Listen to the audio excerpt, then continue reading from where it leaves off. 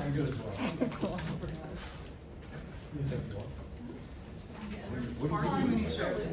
What? It's not from Duluth. It's just, I mean, it's at Target, but like I discovered this in Duluth. But yeah. Okay, yeah, I guess we can start.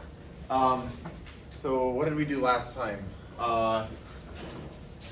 We talked about reduced words, and I stated Matsumoto's theorem, and then I stated a couple of other important theorems like the strong exchange property and the deletion property.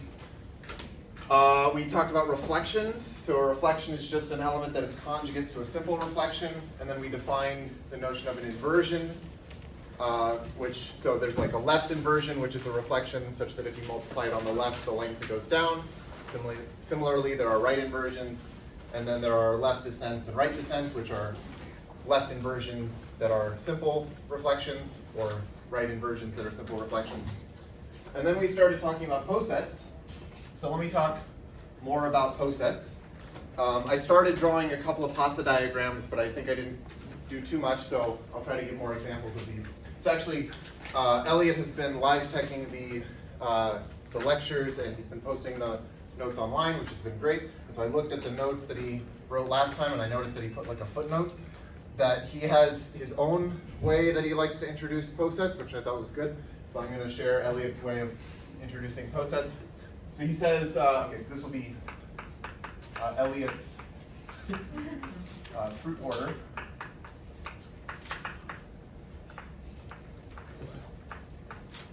So this is a poset where he has three elements. There's a lemon and an orange and an apple. And the order is given by his preference for what he would like to just eat. So if he was just like eating one of these fruits, what would he prefer? And so he says the lemon is at the bottom because he doesn't want to just eat a straight up lemon. But the lemon is less than the orange because he would prefer to eat the orange instead of the lemon.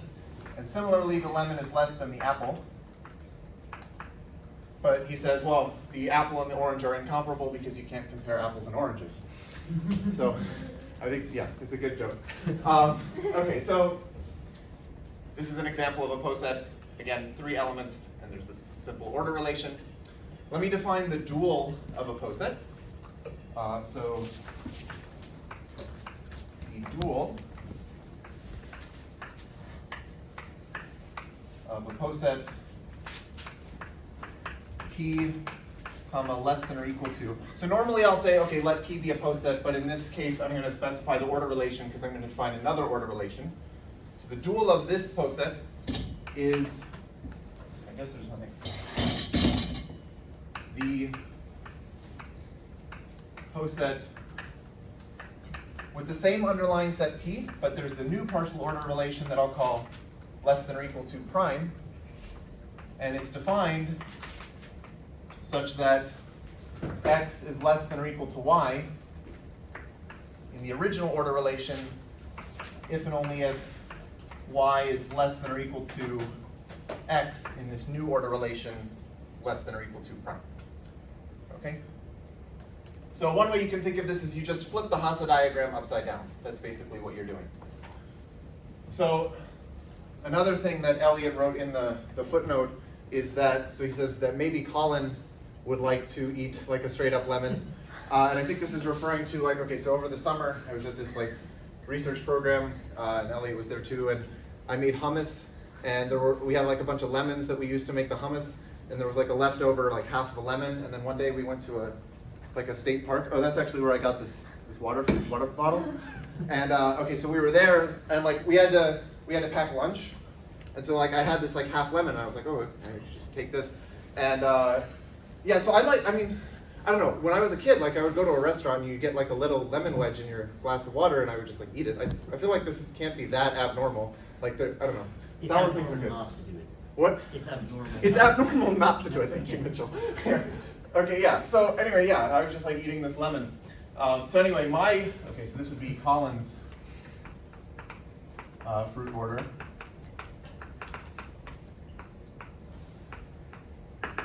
So I would put the lemon at the top, above the apple and the orange.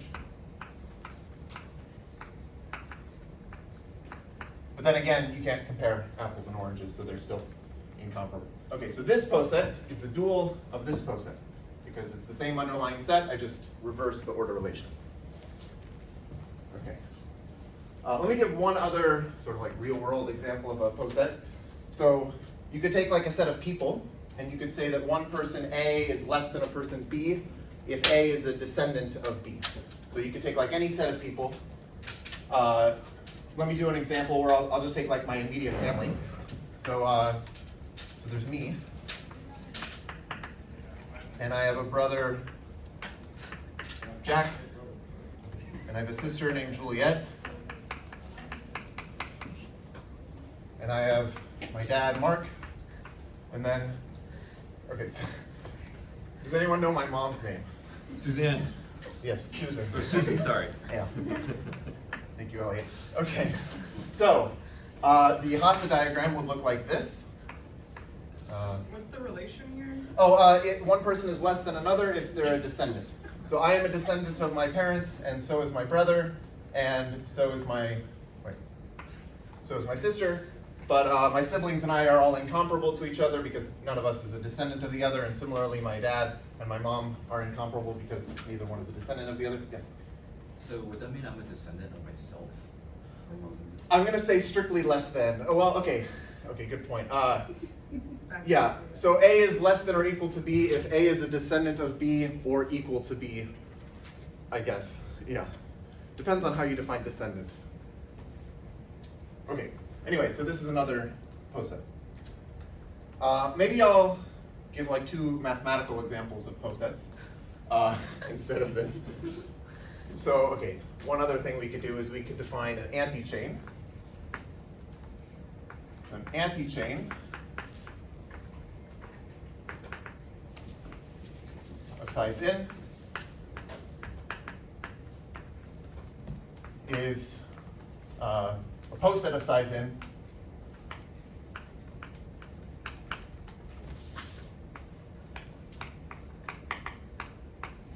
in which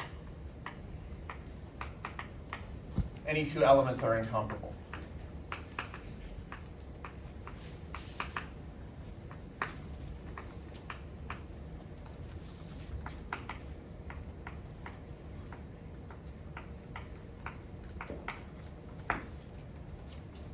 So an example,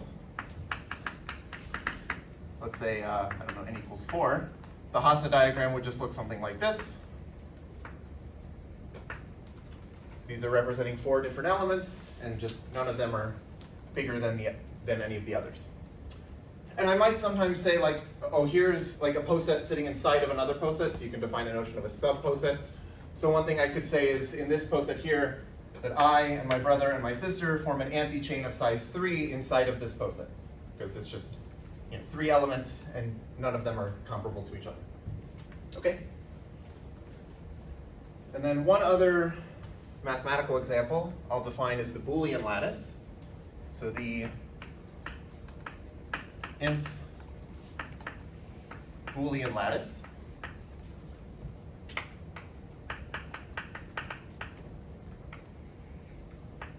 is the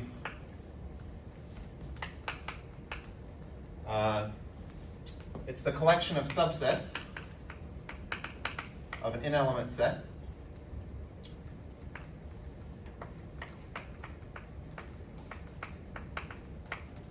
let's just say it's the subsets of bracket n, just for simplicity. So remember, bracket n is the set of integers from 1 to n. So we're looking at subsets of the integers from 1 to n, ordered by containment.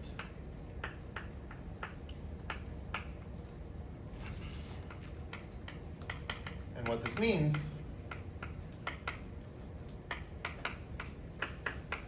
is that if I have two sets I and j, then I is less than or equal to j, if and only if I is contained in j as a set.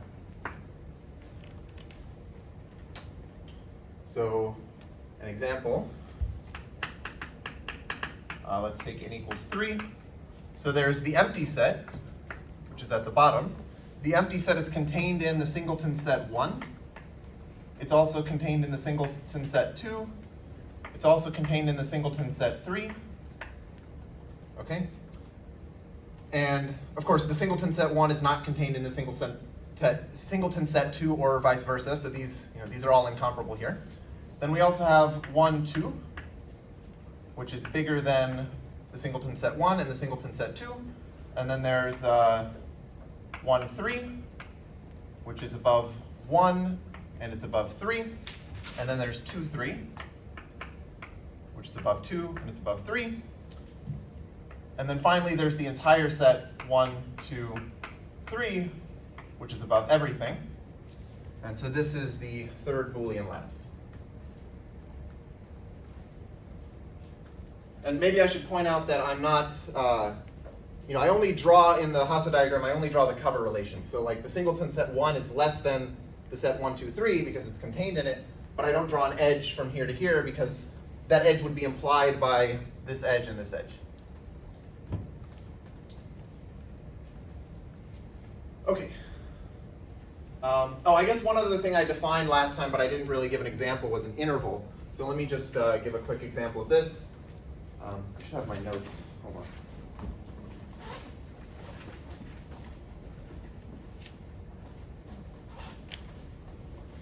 Where is it? Yeah, hold on. Ah, there it is.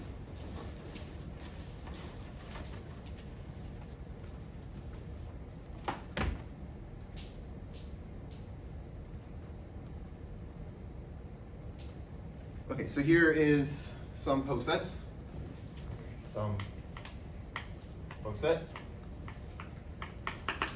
I don't know.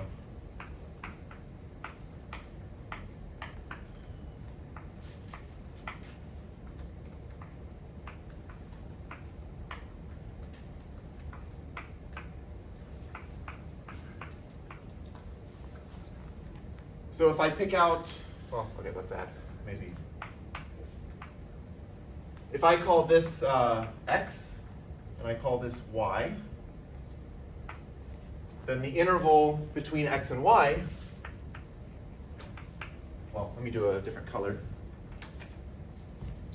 So the interval between x and y would be the set of elements that are greater than or equal to x and less than or equal to y.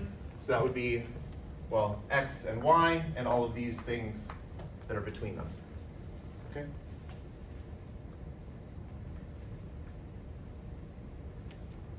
Okay. Any questions up to here about posets? Yes, Catherine? So it seems that when you did the Boolean lattice, like 1, 2, and 3 were all on the same level, and they're all sets of the same size. Yes. 1, 2, 1, 3, 2, 3 are all on the same level. They're sets of the same size. Is there some formal way to sort of generalize this idea? Yes. So there is a notion of a graded poset. Okay, I can define this. So a poset is, actually I should say this somewhere, but I don't know where. Oh yeah, okay, a poset, P, is graded if there is a rank function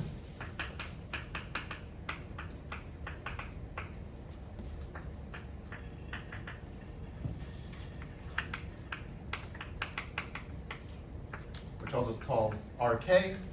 So this should be a function from the poset to, let's say, the integers, such that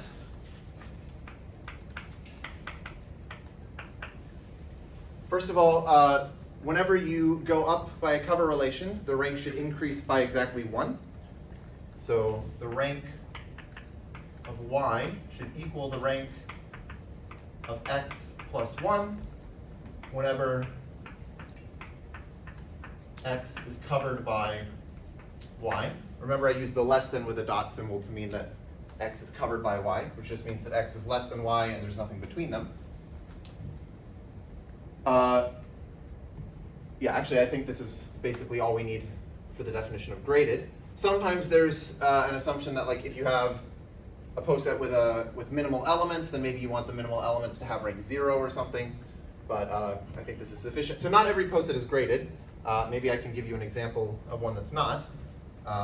Is the one you drew already not graded? Yeah, the one I drew is already not graded. Here's a simpler example.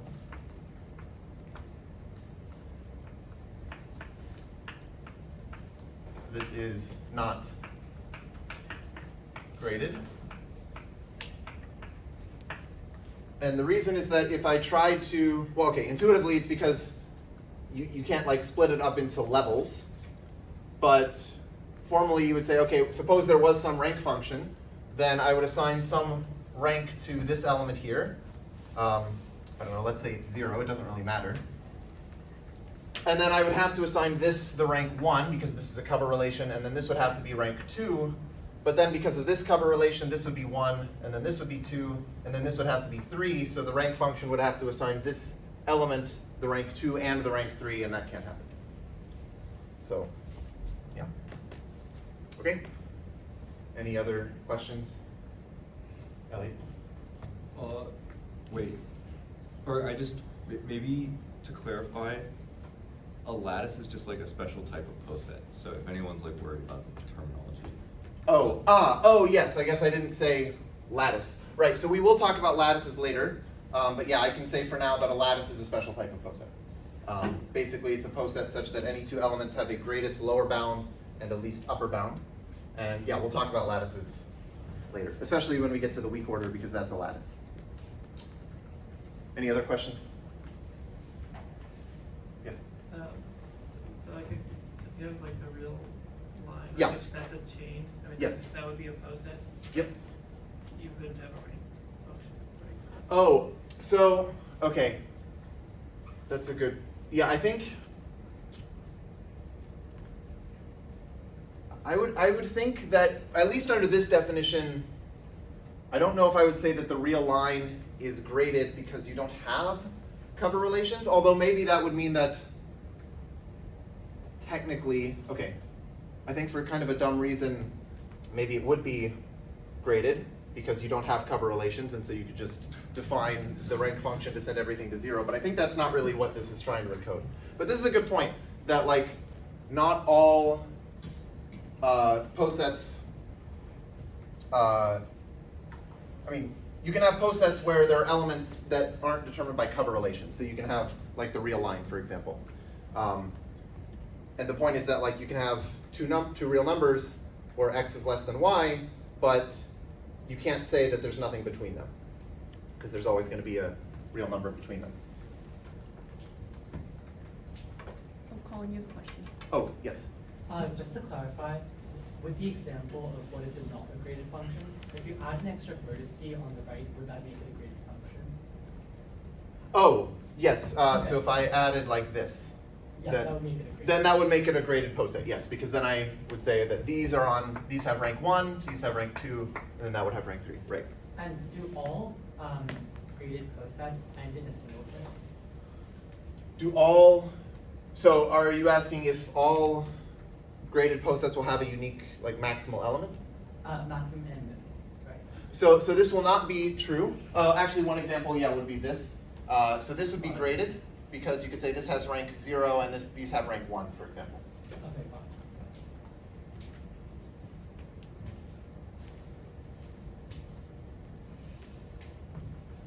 Yeah, I guess I should say with regard to the thing about the real line,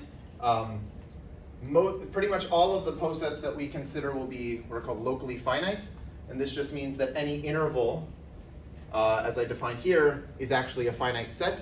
So this would rule out things like the real line, because if you take an interval, between like 0 and 1 in the real line, that's like an infinite set. But if you have something that's locally finite, then you can define cover relations. Okay?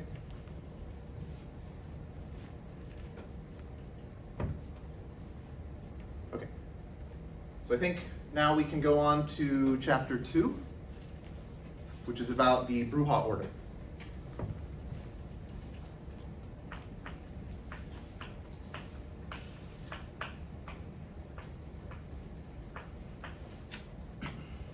So the Bruhat order is a special partial order that we're going to define on some Coxeter group. And we'll see what properties it has. So as before, let W comma S be a Coxeter system.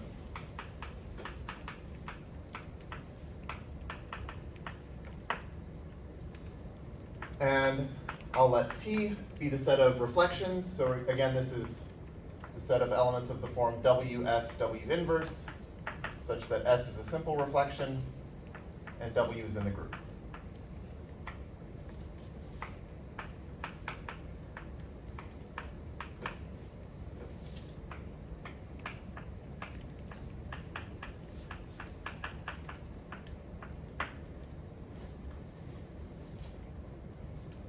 Okay, so here's the definition of the Bruhat order.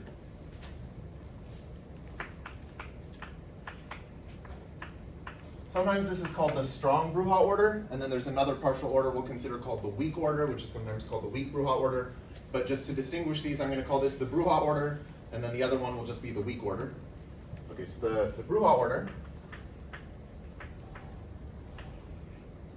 on W is the partial order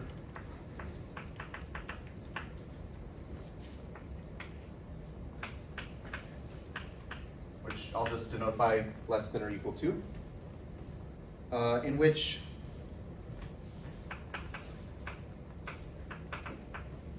U is, do I want to say covered by or? Yeah, so, no, just less than or equal to. U is less than or equal to V whenever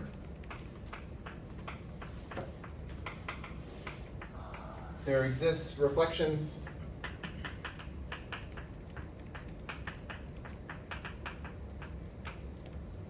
let's say T1 through Tk in T, such that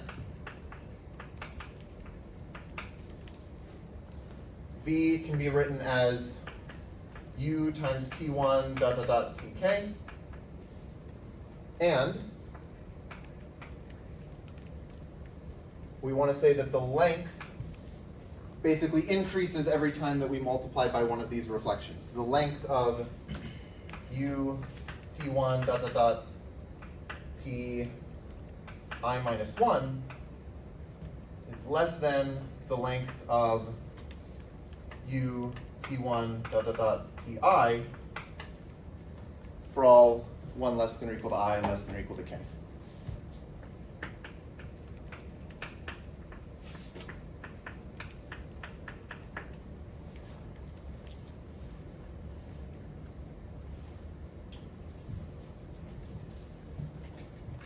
Okay, so this might seem maybe a little bit unmotivated, but we'll see that it has some nice properties.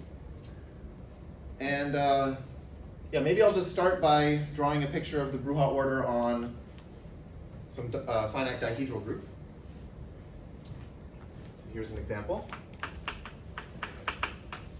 Let's take I2 of 5. So remember, this is the dihedral group of order 10, and it has 2 simple reflections, which I will denote by S and T in this case. So just, well, okay, maybe T is a bad letter. Let me call them R and S. So here's R and S, and this is a 5. This is our Coxeter group. So this has 10 elements. The bottom element is the identity. And then, so in general, the identity element will be at the bottom of the Bruhat order. So then this will be covered by R and S. And so, okay, why is R above the identity? It's because I can just multiply the identity by R, that is multiplying it by a reflection, and the length goes up when I do that, because the length of R is 1 and the length of the identity is 0. Okay, then you can do, there's this element RS, and there's also SR, and we have this. Okay, so why is RS above S? Well, it's because, well, okay, first let me start with why is SR above S? That one's easier. That's because I can multiply S by R on the right, and the length will go up, okay? But also, to get from S to RS, I can say that RS is just S times, well, I want to do S inverse, well, let me not write, let's do SRS. Okay, so this should be easy to see because S and S cancel, right? So RS equals S times SRS, and this is a reflection because it's a conjugate of R. I mean, if I had written the inverse here, then it's obvious why this should be a conjugate of R, but I don't need the inverse because a simple reflection is its own inverse, so I usually won't write S inverse when I have a simple reflection, or any reflection. Okay, so that's why RS is above SR. And similarly, RS is above R and RS is above S. You can do sort of the same thing. And then you can just keep going up. So the next element here, let's say RSR. And here is SRS. You end up with this. And then there's RSRS and SRSR. And then finally, there's one more element at the top, which is, well, I could write it as RSRSR, but it's the same as SRSRS because that's one of the braid relations in this Coxeter group.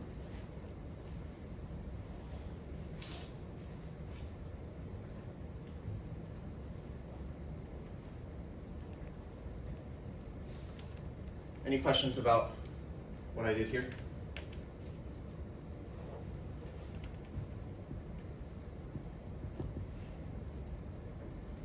Yes, Anna? Is there a reason why we don't get anything with 2 R's in a row? Oh, if you had 2 R's in a row, they would cancel. Oh. So these are simple reflections, and so the defining relations are that like R squared is the identity, S squared is the identity, Yeah. and also that I missed that, thanks. this is true.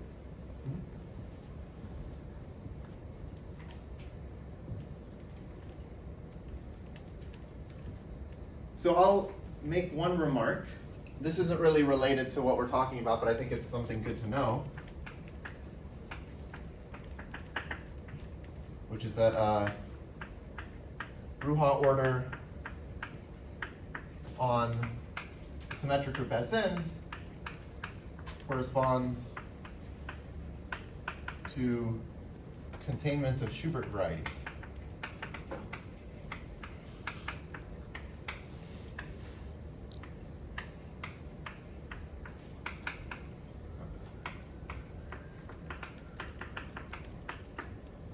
So, I don't know if you've seen Schubert varieties, but basically there are these sort of geometric objects, and they are parameterized by permutations. And one of the nice, interesting things about the Bruhat order is, okay, you have these different like varieties, and they kind of fit together, like some are contained in others. And it turns out that like the Bruhat order, or sorry, the Schubert variety corresponding to a permutation U will be contained in the Schubert variety corresponding to a permutation V if and only if U is less than or equal to V in this Bruhat order. So one reason you could think that like maybe this isn't just some random thing I wrote down that is like completely unmotivated is that it actually has some geometric meaning in the case of the symmetric group, although we're not going to talk about Schubert varieties. That might be a good section topic. Okay, yeah, if you want to talk about that in section, then yeah, that would be good. Yes? So there you added reflections to the right. Is it different if you add on the left? Oh, good question. Yeah, right, so I defined the Bruhat order in a way where I said you are multiplying on the right each time by these reflections. You can also define it on the left and you end up getting the same thing. I think I mentioned this at some point, but yeah, basically the reason is kind of what we saw here where like when you multiply on the right, well, yeah, the point is that like if you can multiply on the right to go here, you could, sorry, wait. So okay, in this example, you can go from S to RS by multiplying on the right by a reflection, but you also could have multiplied on the left by just R, and so in general this will happen where you could multiply on the right by some reflection, or you could multiply on the left by a different reflection, and you'll end up getting the same partial order. Yes, Alex? Maybe a silly question. What's the definition of a cover relation? Oh, in general or for the Bruhat order? I guess in general, but like it just seems like it's sort of if it's one longer. then Yeah. it's- but- Yeah, so in general, the definition of a cover relation is that, so x is covered by y if x is less than y, and there does not exist an element z such that x is less than z is less than y. So you can't fit anything like between them. And this goes back to why you don't have cover relations in like the real line, because for any two real numbers x and y with x less than y, there are infinitely many things between them. Okay, any other questions? Okay, maybe also I'll just note that the identity element E is the unique minimum element of the Bruhat order.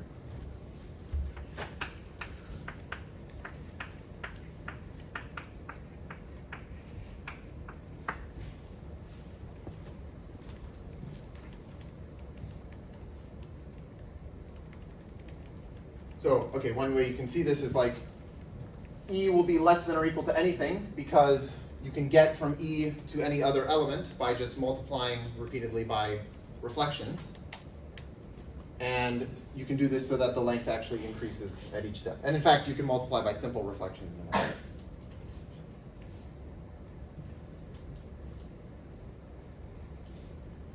Okay, let me give an interpretation of what the Bruhat order is on the symmetric group.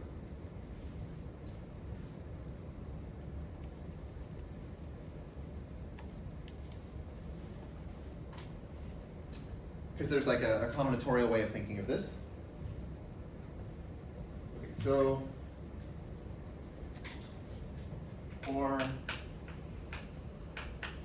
some permutation x in the symmetric group Sn, and if I have I and j, which are integers from 1 to n, let x bracket I comma j be, what do I want to do? I want to say it's the number of integers a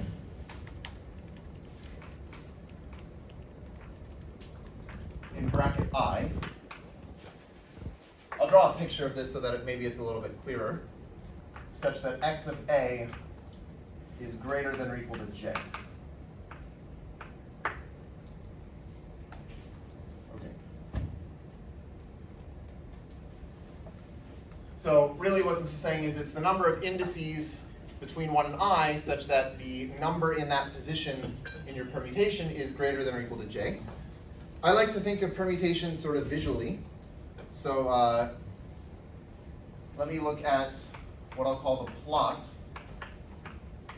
of this permutation x, which is 4, 1, 6, 3, 5, 2. This is in S6. So one way I can kind of visually think about a permutation is I'm just going to plot all of the points of the form I comma x of I. So if I have like this little grid here, then I can say, okay, here's like 1, 2, 3, 4, 5, 6.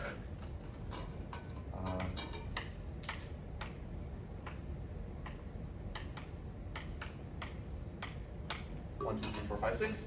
So I'll plot 1 comma 4 and 2 comma 1 and 3 comma 6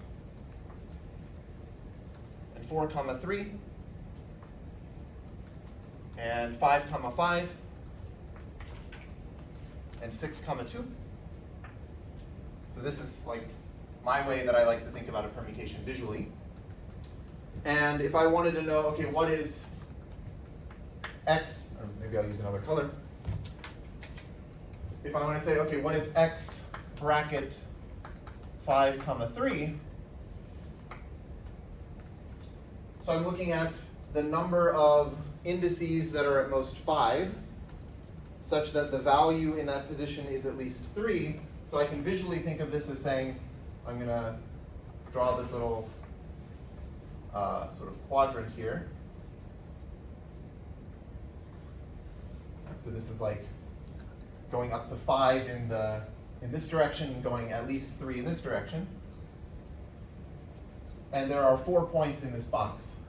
So I would say this is 4. Okay?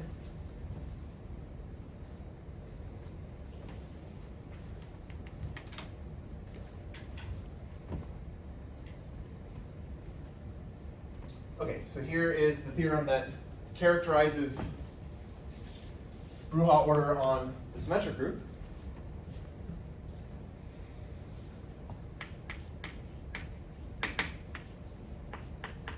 So if I have two permutations x and y in Sn, we have x less than or equal to y. Okay, well, let me state it. We have x less than or equal to y if and only if x bracket I comma j is less than or equal to y bracket I comma j for all I and j in bracket n. And just keep in mind that when I write less than or equal to here, that's meaning in the Bruhat order. And this less than or equal to is meaning as numbers, because like this is just a number, this is a number, and so there I'm meaning like the usual order that you have on just integers.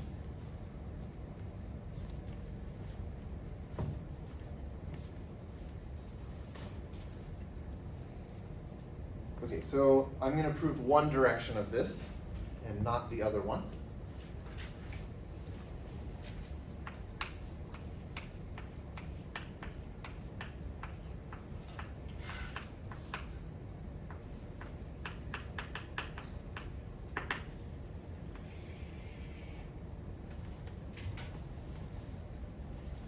So let's suppose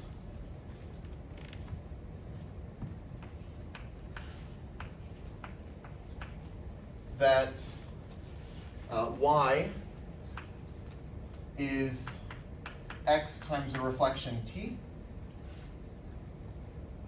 for some reflection t with length of x less than length of y.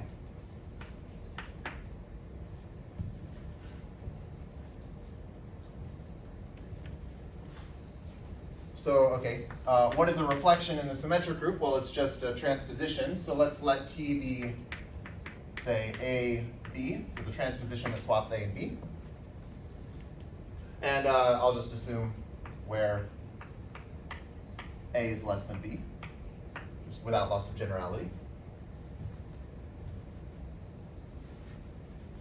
Okay, then x of A is less than x of B. Right, so this is because saying this means that I increase the number of inversions when I multiply x by t on the right. But when I multiply t on the right, all I'm doing is I'm swapping the numbers in positions A and B. So if that's going to increase the number of inversions, that must mean that, well, A and B started out being, or the entries in positions A and B started out being in the correct order, and then I put them out of order when I multiplied by A comma B. So we have this. So I say, okay,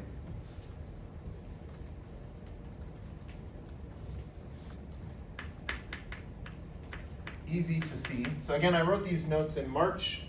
So in March, it was easy to see that, I think it's not bad, that x bracket I comma j is less than or equal to y bracket I comma j for all I and j.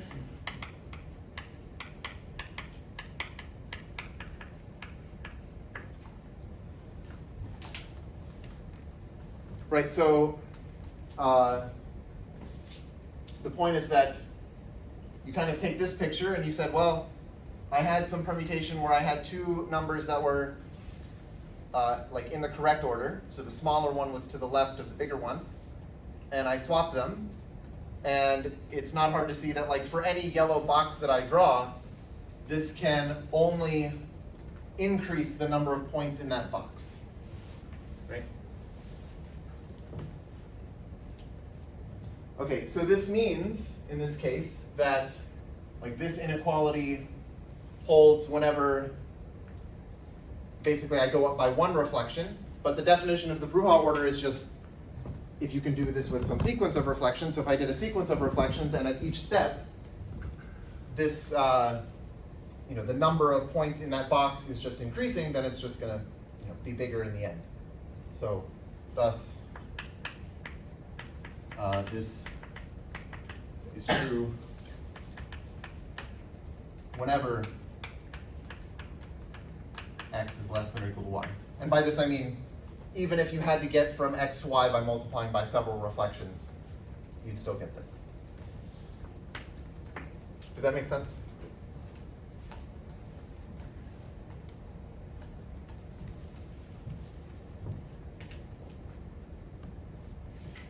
Okay, let me give a different way of thinking about the, yes, you can tell. So, as a result of that, what's the coverage relation? Oh, so in general, we will find that the Bruhat order is actually graded, and the rank function will actually just be the length. So over here you can see that this has length 0, these have length 1, these have length 2, these have length 3, 4, and 5. And this will be true in general. And so a cover relation will be where x is covered by y if you can get from x to y by multiplying by a reflection so that the length goes up by exactly 1. Okay? And in the case of the symmetric group, well, that's still what it is. I guess the point is you would want to swap two things so that you only increase the number of inversions by 1. Oh, okay. So that's cool because different swaps can have different impact on how big Yij can go, right? Yeah. But you're saying that doesn't matter in terms of covering? Right. So, well, I don't know if I'm saying that doesn't matter in terms of covering. I guess what I'm saying is, like you could imagine having, let me.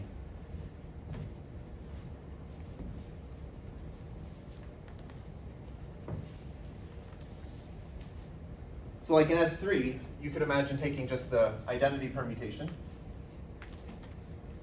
And you could say, I'm going to multiply by the transposition that swaps 1 and 3. So I would swap these. So then I would get 3, 2, 1. And the point is here I've actually increased the number of inversions by 3 because, well, okay, I did. Oh, okay. But so this would not be a cover relation. Yeah. If you want to have a cover relation, you want to swap two numbers so that you increase the number of inversions by exactly 1. Okay?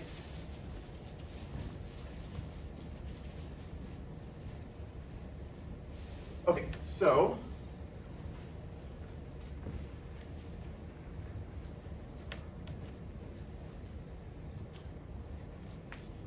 a subword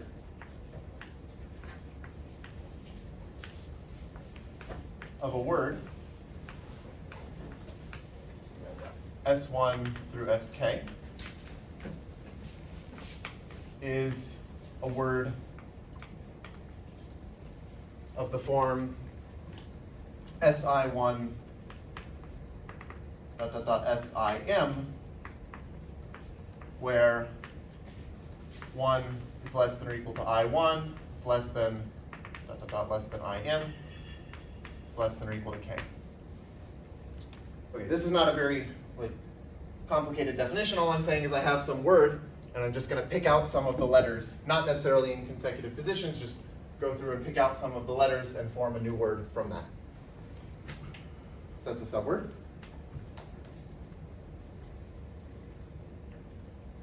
And so here's the theorem that the book calls the subword property.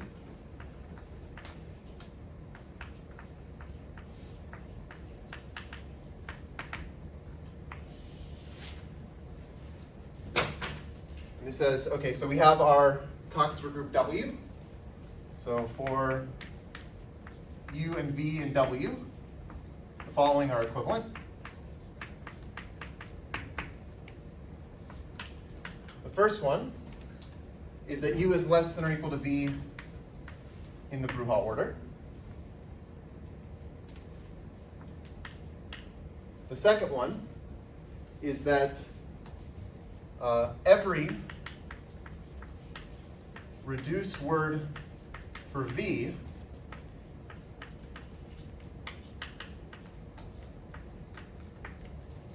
contains a reduced word for U as a subword.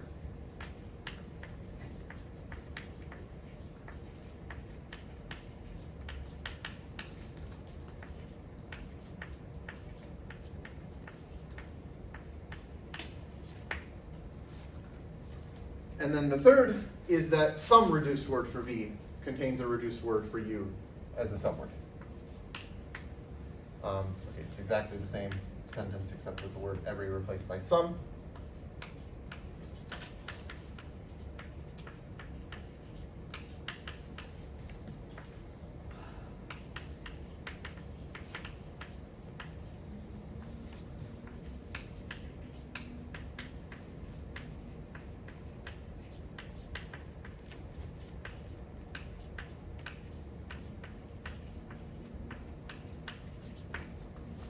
So this allows us to relate this Bruhat order to the reduced words that we were discussing before.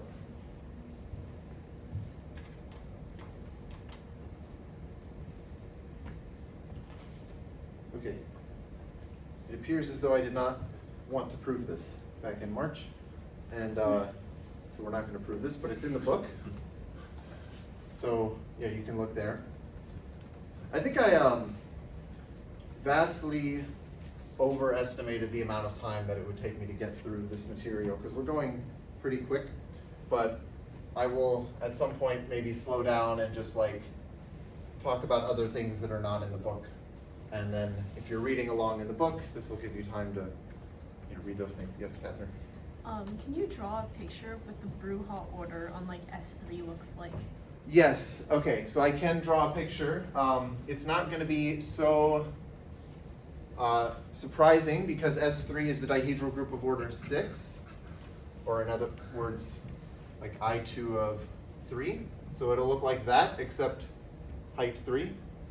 But I can still draw this, yeah. Oh, yeah, maybe it's good to do it where I'm labeling it with permutations instead of simple reduced words. Okay, yeah, so here's S3. So there's the identity permutation at the bottom, and then we'll have the two elements of length 1, 2, 1, 3, and 1, 3, 2.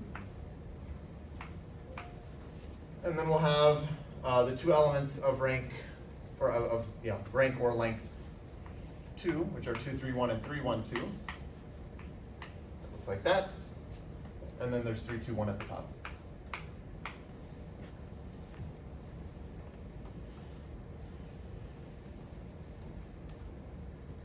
So I guess if you wanted, you can check that this theorem holds in this case.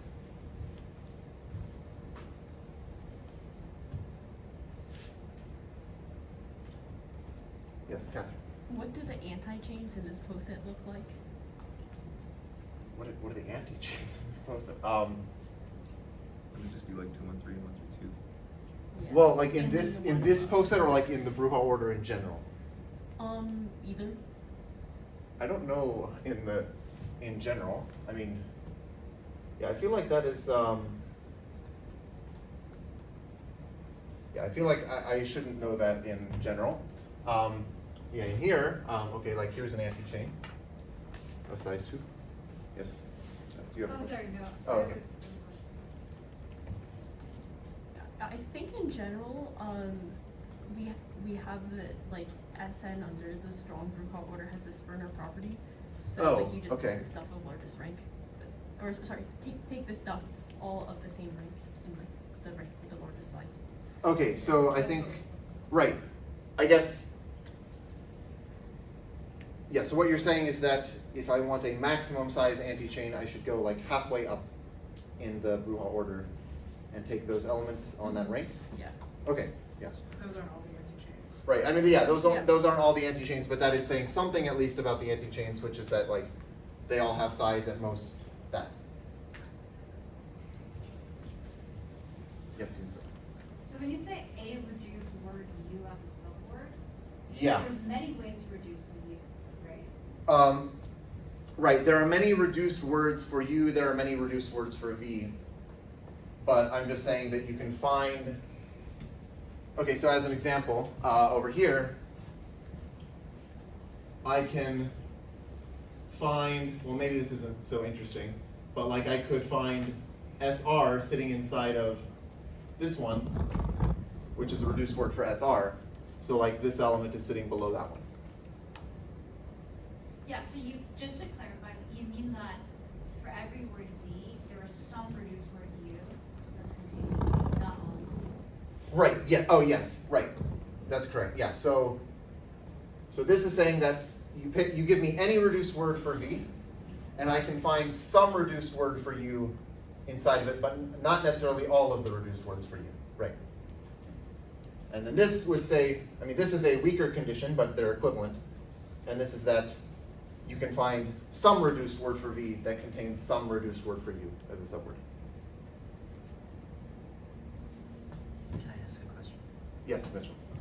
What about some reduced word for V contains a word for U as a subword? Is that equivalent to these also? Some reduced word for V contains a word for U.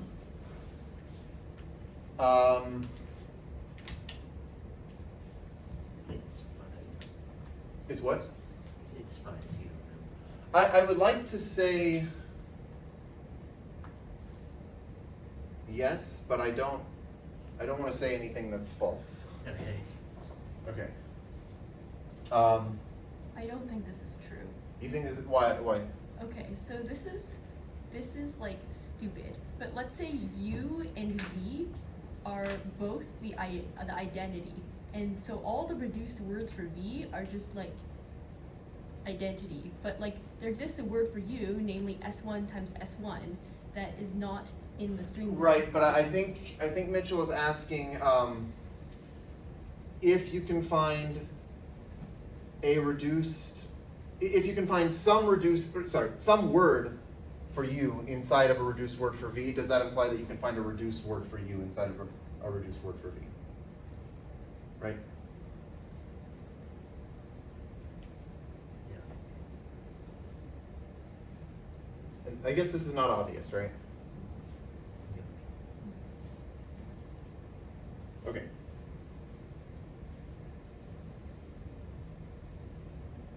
Yeah, I'd like to say yes, but I should think about it. Okay. Okay. Any other questions? Okay. There is a corollary. Oh wait, I wasn't supposed to erase that. Whatever.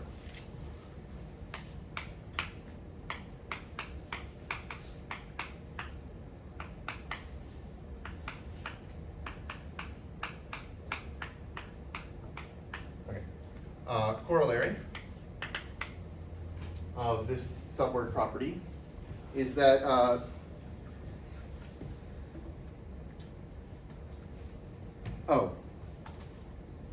U is less than or equal to V if and only if there exist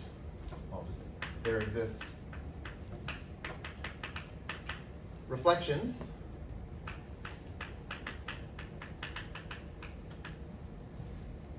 T1 through Tk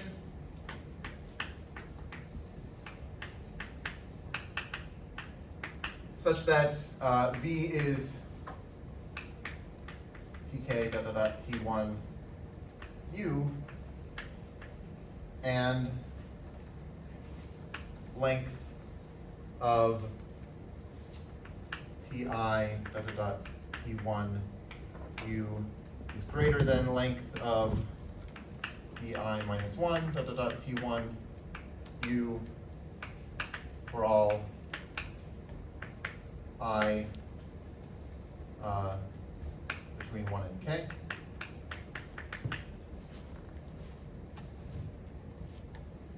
Okay, so all I'm saying here is I define the Bruhat order by multiplying on the right, and this is related to what Yunso was saying. I could have defined it by multiplying on the left by the reflections, and you end up getting the same thing.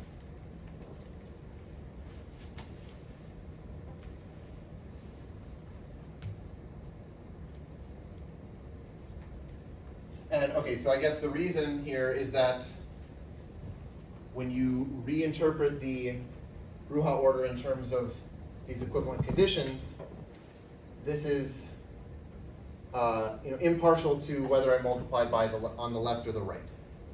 It didn't really matter when I phrased it in terms of subwords. So what this means is that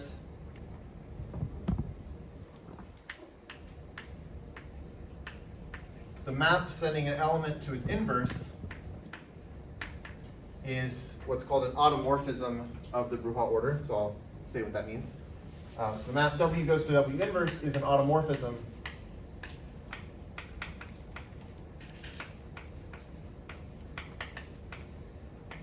of the Bruhat order.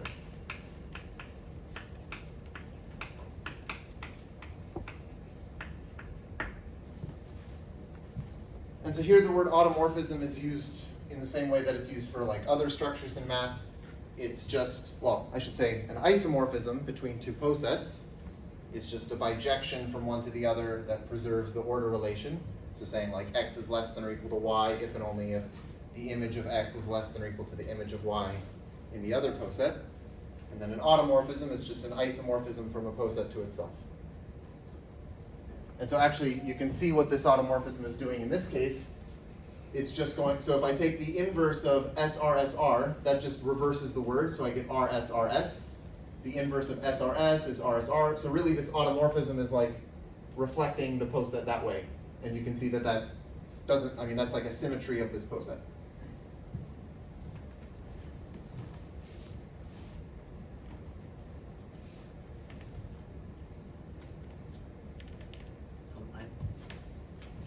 So wouldn't it not? Oh, flip the well, whole wait, yeah, okay, you're right.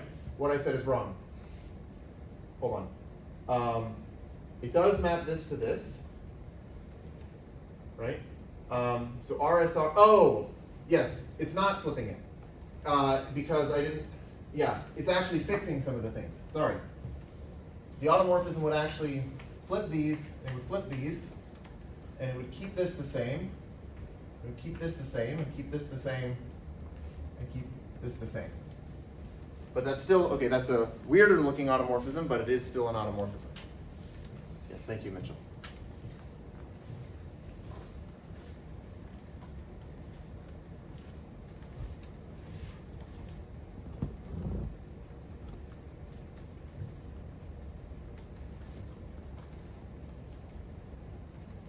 Okay.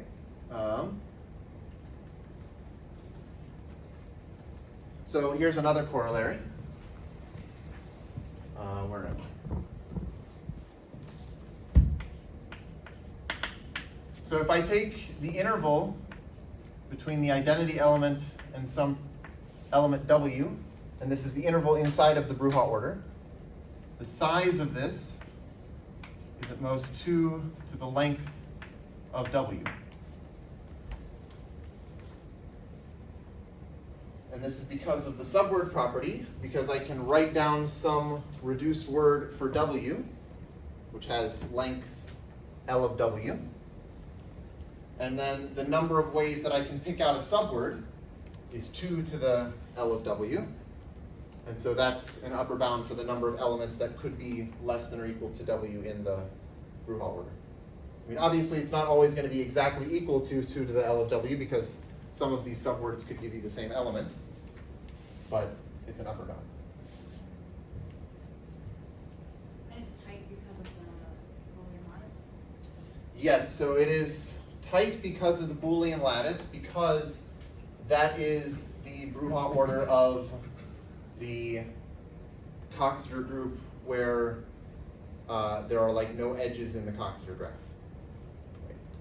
Yeah, maybe I should have said that, but yeah, so if you take this Coxeter group, which is like Z2 to the N, so the Coxeter graph is just like, you know, N simple reflections with no edges between them, so they all commute with each other, then the Bruhat order is going to be,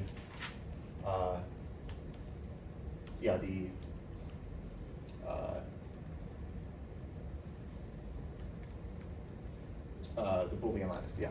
Okay. Any other questions?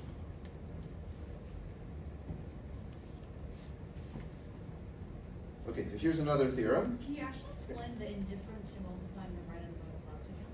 Yeah. Right, so what am I saying here?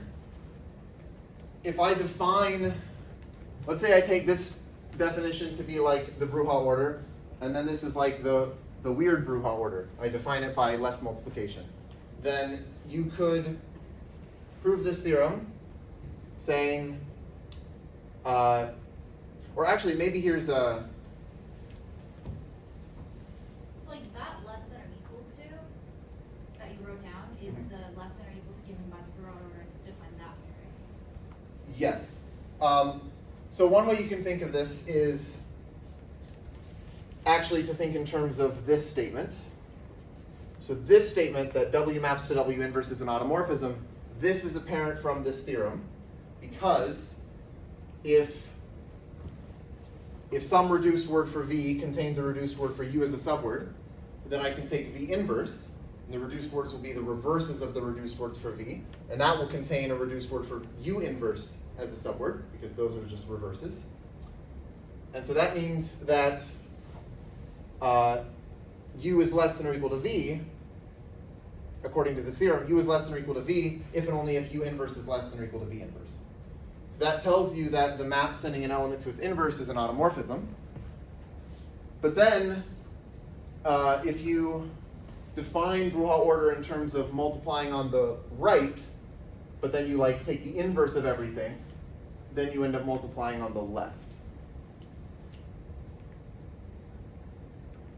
Right, okay, so U is less than or equal to V.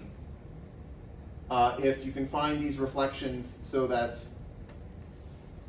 this is true for all I, but this should happen if and only if U inverse is less than or equal to V inverse. And so so I could say that I can get V inverse by multiplying by these reflections, like by taking U inverse and multiplying by these reflections on the left in the other order. I'm just reversing everything. Is this confusing? A little bit, but I believe you. This seems right. Okay. I mean, I could try to write it down formally. I mean, I might as well. No, it makes sense because the order of reflections is always 2, right? Yes, yeah, I guess, yeah, one thing I'm using here is that each reflection has order 2. Right? So then I can just multiply on the left and right. Yes. Yes. Yes.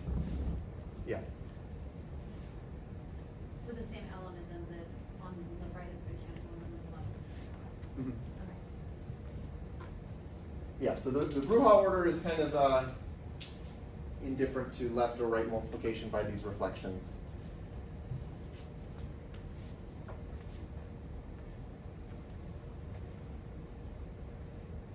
I mean, I guess the way that I was saying this earlier was just that multiplying on the right by some reflection is the same as multiplying on the left by some different reflection.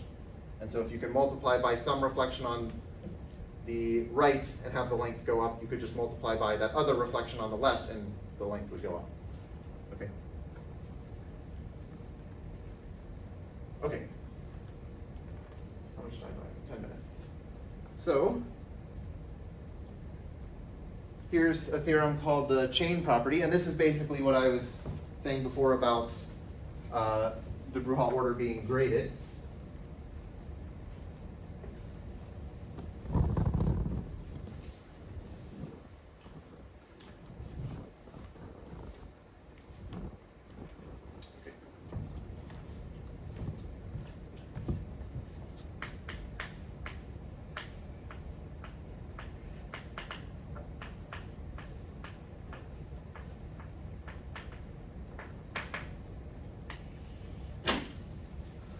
So if U is less than V in the Bruhat order, then there is a chain. So U, which I'll call x0, this is less than x1, less than dot dot dot, less than xk, this will be V, with the length going up at each step by 1. So length of xi equals length of xi minus 1 plus 1 for all 1 less than or equal to I less than or equal to k.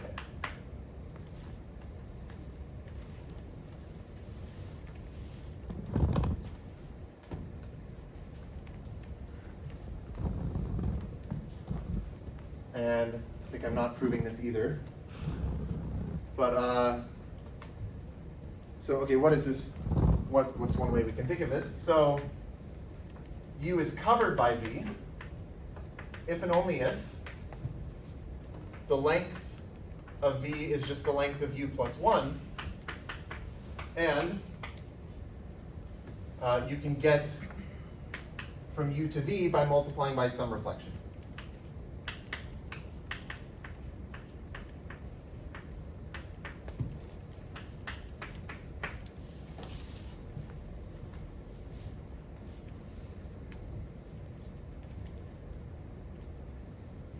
So in other words, the Bruhat order is actually a graded poset, and the rank function is given by the length. Okay. So the bottom element is the identity, which has length 0, and then all of the things that cover it will have length 1, and the things if you go one step up, those will be the elements of length 2, and so on.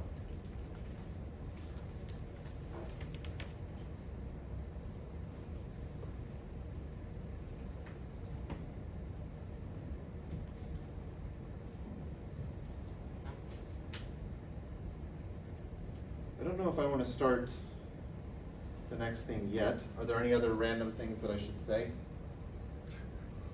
So isn't that just a better way of defining Bruhat order? Oh, yeah. Yeah, it is. It's a different way, which some people might consider better. Yeah, maybe it is better. I mean, yeah.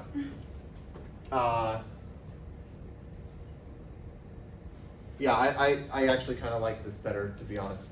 Yeah, because the other one, how do you show that there's no chain of Right. reflections?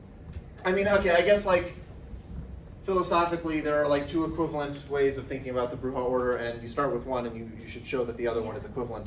We started with the worst one and obtained the better one. But yeah. Wait, can you say why they're equivalent? No. Yeah, no. I mean, I don't know, maybe I'll see if I want to prove some of these things next time. It's in the book, but yeah, maybe I'll prove something next time. Okay, but well, okay, I might as well state the next theorem, and then we can get into proving it next time. So this is called the lifting property, which is actually kind of cool. Actually, okay, maybe before I state it, I'll just tell you what I think is cool. So I was looking at like Markov chains, and there was this Markov chain that you could define on the symmetric group, where you're sort of walking around by, like at each step you multiply by a simple reflection, or you don't, according to some probability. And there was this paper that said, well, oh, you can kind of project to this simpler Markov chain called the asymmetric simple exclusion process.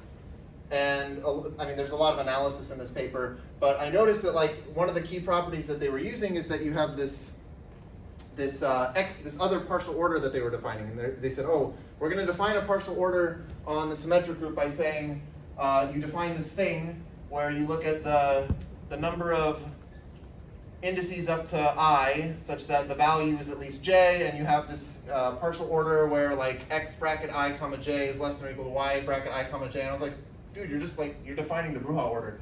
And so it turns out that like this lifting property that I will tell you about next time actually ended up being like one of the key properties in this thing about Markov chains, which I thought was kind of cool.